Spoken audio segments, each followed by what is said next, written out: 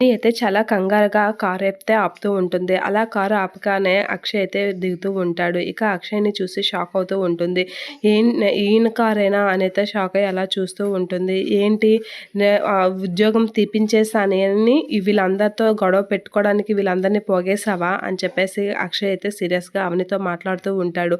అలా అనేసరికి అక్కడ ఆవిడ కండిషన్ చాలా సీరియస్‌గా ఉందండి. హాస్పిటల్‌కి తీసుకెళ్ళాలి. కొంచెం సాయం చేయండి అని అవని అయితే రిక్వెస్ట్ చేస్తూ ఉంటుంది అక్షయ్‌ని. అలా రిక్వెస్ట్ చేయగానే అక్షయ్ అయితే ఆవిడని తీసుకొని వెళ్ళి కార్‌లో పెట్టడానికి హెల్ప్ చేస్తూ ఉంటాడు. ఇక ఆవిడనైతే ఆ కార్‌లోకి అయితే ఎక్కిస్తూ ఉంటాడు. అలా కార్‌లోకి ఎక్కించి హాస్పిటల్‌కి తీసుకెళ్ళడానికైతే అవనిని కూడా తోడు తీసుకెళ్తూ ఉంటాడు. ఇక అవని అయితే ఆవిడని చూస్తూ టెన్షన్ పడుతూ ఉంటుంది. ఆవిడకి ఏమవుతుందేమోనని చాలా టెన్షన్ పడుతూ ఉంటుంది. బయట వాళ్ళకి ఏదో అవుతుందని వాళ్ళ లైఫ్ రిస్క్‌లో పడుతుందని నువ్వు ఇంత కంగారు పడి ఆరాట పడుతున్నావు కదా వాళ్ళని కాపాడడానికి.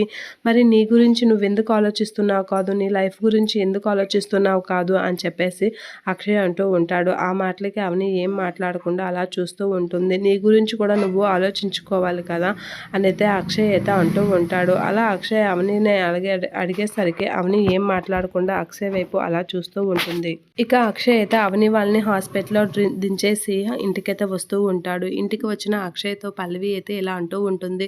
అవనిని జాబ్‌లో నుంచి తీపించేసినందుకు మన ఫ్యామిలీని రోడ్డున పడేలా తను ఏదైనా ప్లాన్ చేస్తుందేమో అని నాకు చాలా కంగారుగా ఉంది బావగారు అనైతే అంటూ ఉంటుంది పల్లవి అందరితో. అలా అనేసరికి ఆ అక్షయ్ అయితే షాక్ అవుతూ ఉంటాడు.